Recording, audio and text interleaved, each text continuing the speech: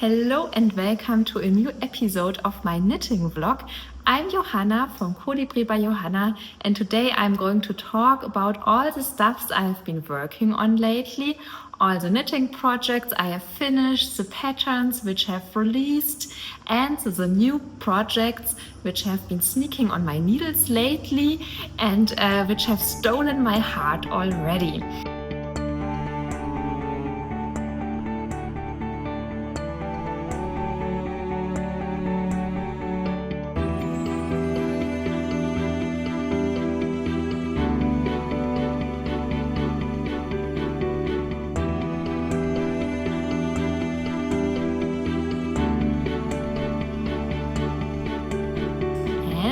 Tell you more about the little opening party I had last weekend to celebrate my new office, and I'm going to show you a little before and after of my new office, how we turned this place into an office and how it looked like before the construction work started in winter last year.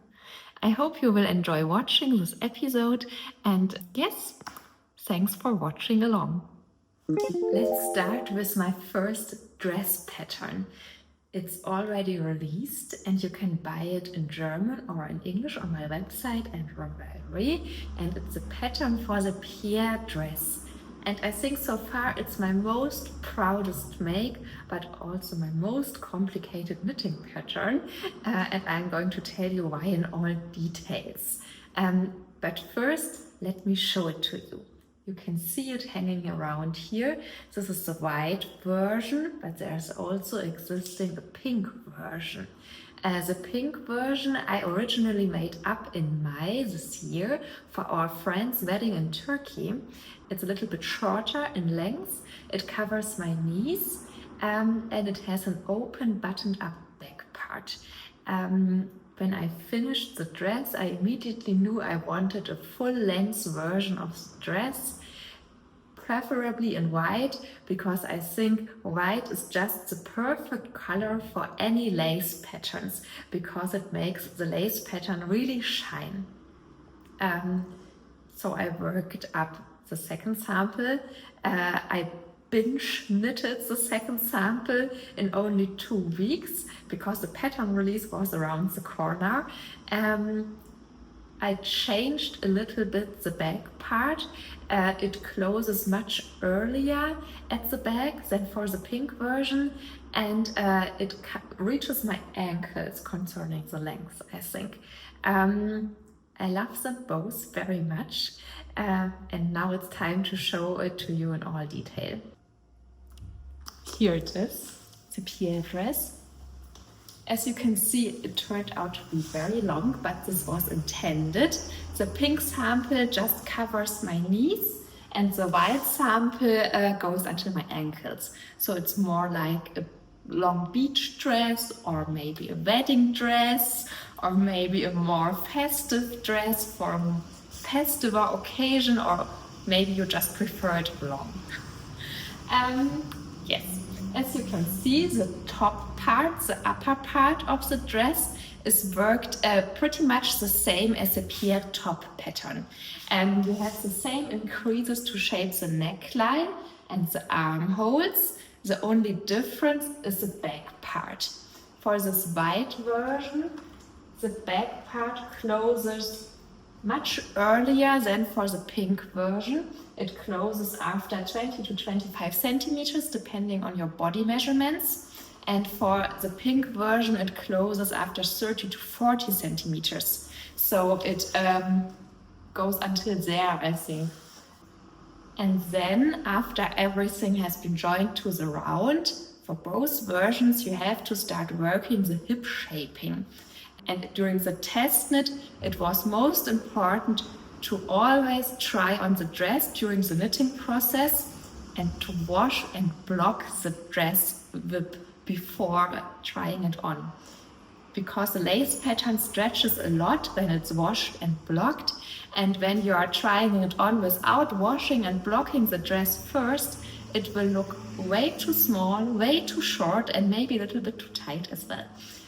So this is the most important tip when working up your sample of the dress. always wash and block it during the knitting process to figure out when to close the back part, when to start with the hip shaping, and when you have reached the final length. I think this would be most helpful. So we started with the hip shaping. You can see it here. There flows the lace pattern at both sides out of the lace pattern. It has been a little bit complicated to figure out how the increases should look like for every single size, because of course it was different for every size in the pattern. And for the full length, I repeated the increases one more time when I reached my knees, because I wanted to make sure that I can move comfortably in the dress and to not feel stuck because it's too tight around my legs. So I repeated the increases one more time, and then I was ready to bind off the dress with an e-cord edging. And that's it.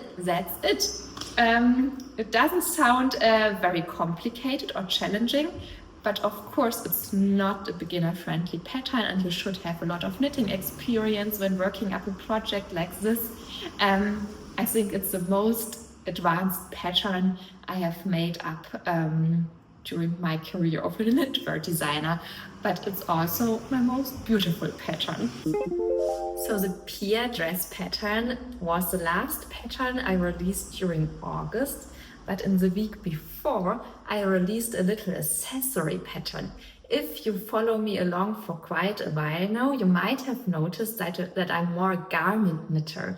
I prefer to work up sweaters, cardigans, dresses obviously now as well, summer tops, summer tees, blouses, but I'm not the accessory knitter, I'm not a sock knitter, so making up an accessory pattern is something very rare to me. But I figured out I could use more accessories, especially when autumn and winter are around the corner. So I took the chance to work up a little scarf with the cable pattern of the Eugene Sweater and Cardigan. It's hanging over here behind me. The pink one is my version. It has this intricate cable pattern which seems to flow out of the stockinette stitch edgings. And even if it's a very small project, you spend a lot of time working on it because of the cables. They make the process very engaging, but also very rewarding because it's such a cute little accessory.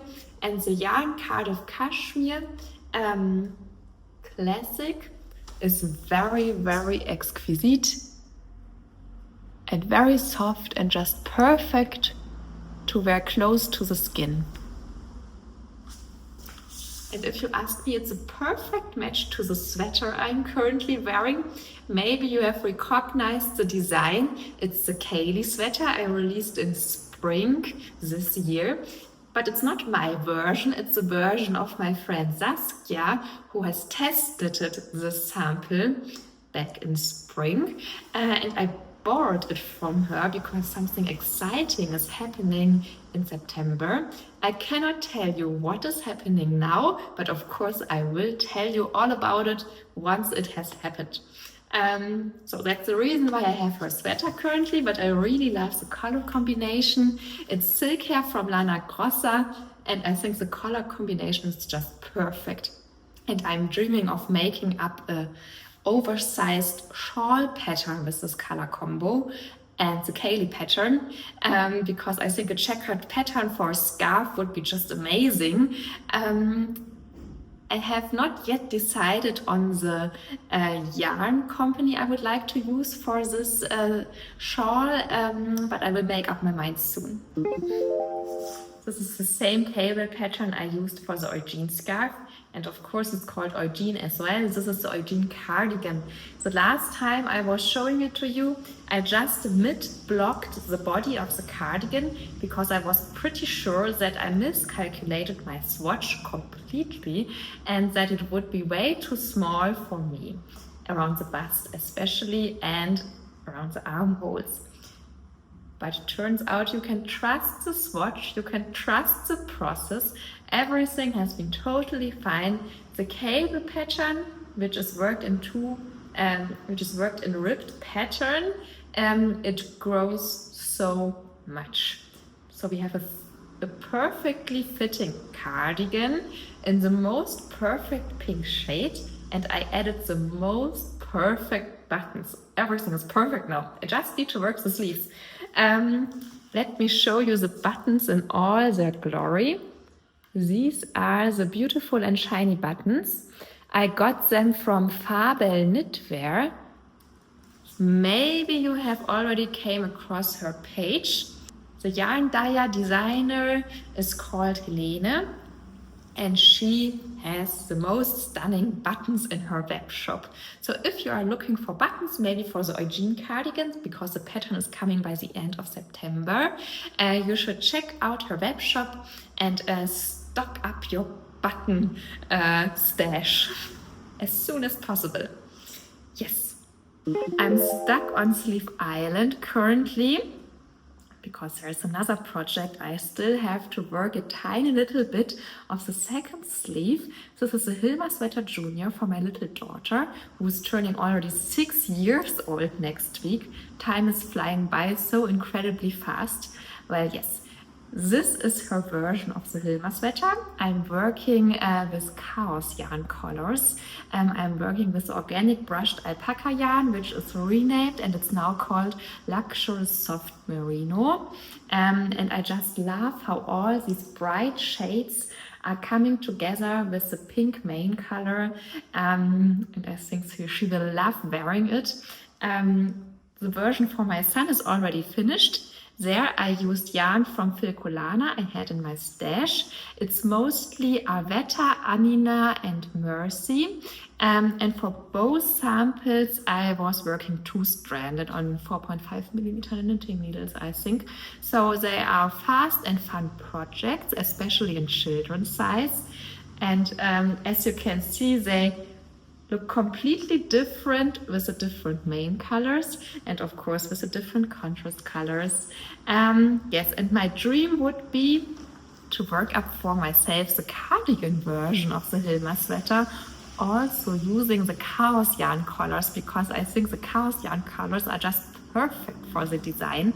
And I might have already a stunning color combo in my mind. But I tend to overthink if things are working out, and that's the reason why I have not yet started working on the cardigan version, because I'm not sure if the color combo is working out. But I also know that I have to start knitting, and only the process will tell me if the color combo has been a good choice or if I have to rethink my color combination. So I should just sit down and get started, probably. For the junior version, I need to write the pattern and to run the test knit first, and maybe I will combine it with the cardigan version for the adults and run both test knits at the same time to make up a pattern release maybe in November this year. This would be awesome to have a pattern which can bright up the darkest winter days and the grayest rain days with a colorful combination. Besides all these projects which are finished or which I have shown you the last time already, I have a completely new sweater project on my knitting needles. Maybe you have already seen it on Instagram, and maybe you are as excited about it as I am. I'm currently working on the Gerardina Sweater pattern. Here you can see it. It's maybe my most favorite knitting project so far. It's so addictive to knit because of the lace pattern, because of the raglan construction, because of the cable pattern, because of the color, because of the yarn quality. I don't know. It's just so exciting to work on it and to see it growing from row to row and from round to round, and to add details like the double folded collar, which is not yet sewn to the inside. I still have to do it. Yes, and this time I'm doubting my swatch again. It's looking so small, but it's intended to be very wide on my body. Of course, I made a swatch first, and the swatch told me it will grow a lot. But it's so hard to believe it during the process when you're seeing your tiny little whip lying around there and you think, no, it will never fit like intended. But then the magic happens, you wash and block your project, and it's just perfect. I'm going to show you the swatch so that you can get a clue of the difference between those two fabrics. I think it's always so exciting how washing and blocking changes the fabric. So this is the sweater, and I'm putting the swatch here. As you can see, it's totally different. It grows in length and width, and I'm very excited how it will look like when everything is done. I think these were already all the projects I have been working on lately during the last 3 to 4 weeks, because knitting the Pierre dress has consumed all my knitting time, and of course my new sweater project, the Gerardina Sweater, is very time consuming as well because of the cable and the lace pattern. Surprise! So there are no more new projects I can show you, but I can show you some new yarns which have arrived for 2 new designs. The first yarn, you can see it here. Maybe you already know it. It's called Mohair Bliss from Pascuali. It's a German yarn company. And I think it will be the first design of mine worked up in Pascuali yarn. And for now, I'm really thrilled about the yarn quality. This silk mohair yarn consists of 60% mohair and 40% silk. So it's practically the same like the Premier yarn from La Mana, which is very exquisite and very soft and very silky and very shiny. So is Mohair Bliss from Pascuali. It's just perfect, and this is the shade Nature or Natur, and I think it's the perfect shade of white, cream, sand, rosé. It's just perfect in my opinion, and it's intended to become the cardigan version of the Gerardina sweater, and I think it will look incredibly elegant with this yarn in this shade. And I'm planning to hold 2 strands of the Mohair Bliss together for the cardigan version. For the sweater version, I was using fingering weight yarn together with lace weight yarn, but this time I want to have a mohair version only for the cardigan. And the second yarn, which has arrived, is meant to be turned into a cardigan as well. Of course, I'm missing an Electrine Cardigan. Maybe you will remember the Electrine Sweater, which has released in July. And it's a favorite of mine and of yours, obviously, as well. And I'm planning to work up a very feminine, very cute cardigan, as I really love cardigans during the everyday life. They are so easy to style and to throw on over a t-shirt or a blouse or a roll neck. So I need more cardigans. Maybe you will need them as well. At least I hope you will need cardigans. So, okay, I have shown you the yarn already. This is yarn from a French yarn company. Originally, they are big in the sewing pattern business and in the fabric business. It's called Lise Tailor, but they are producing now yarns as well. And this is a lovely merino blend, superwash.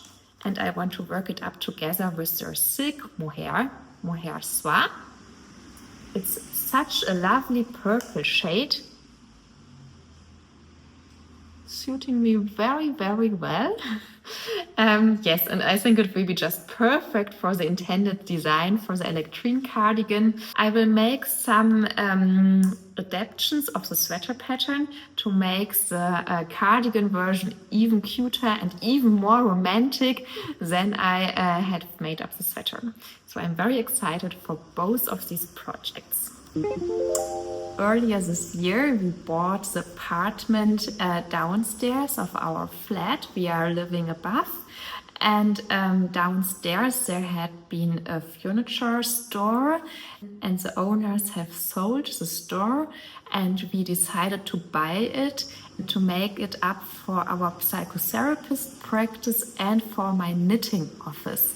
Before, I was working in our flat, and I had the middle room of our flat directly in the middle of our children's room and our living room, and there weren't any doors. And the doors we had there, they do not close very tightly, so it was still very loud, very wild, very chaotic, and it was very hard for me to work when the children were home. And of course, my husband was taking care of them, but it was still so loud that I couldn't concentrate on all my raglan tables and knitting patterns and charts, because of course you have to be very careful when working on lace charts and calculating the yoke. And I had big problems with the light in our flat, because the walls in our flat are painted in a beautiful cream shade.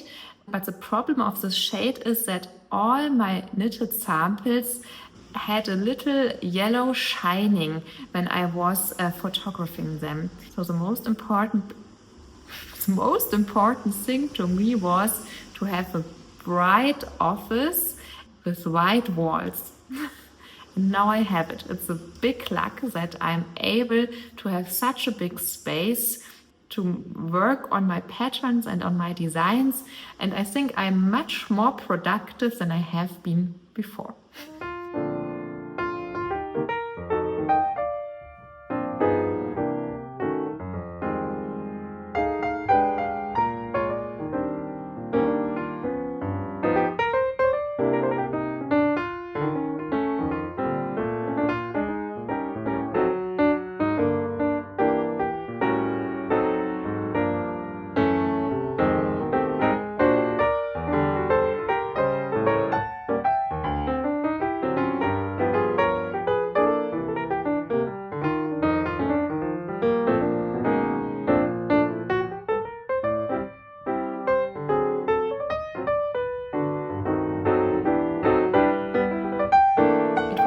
Totally different when we first bought it, so there were a lot of things to do, and of course we were doing things like this for the first time, so it was a very exciting process, and I think we have learned a lot during the process, but now it's just perfect, and my husband likes working in our psychotherapist practice a lot, and for me it's a dream come true to have this lovely space for me and my knitwear designs. So I wanted to celebrate this step, and I hosted a little party with some friends living here close to Saarbrücken, and some friends came from Frankfurt as well, and then some colleagues of mine came over as well. For example, my colleague Anna, who is helping me with the support, or Laura, who is my tech editor, or Giulietta, my French translator. Of course, all my test knitters and some sample knitters came by. I have to specify it by test knitters living here in Saarbrücken. Of course, there are many more from all around the world. Yes, so it was so much fun to see all the people who are involved in my little business and my knitwear design journey here in my new office, and to celebrate this new step.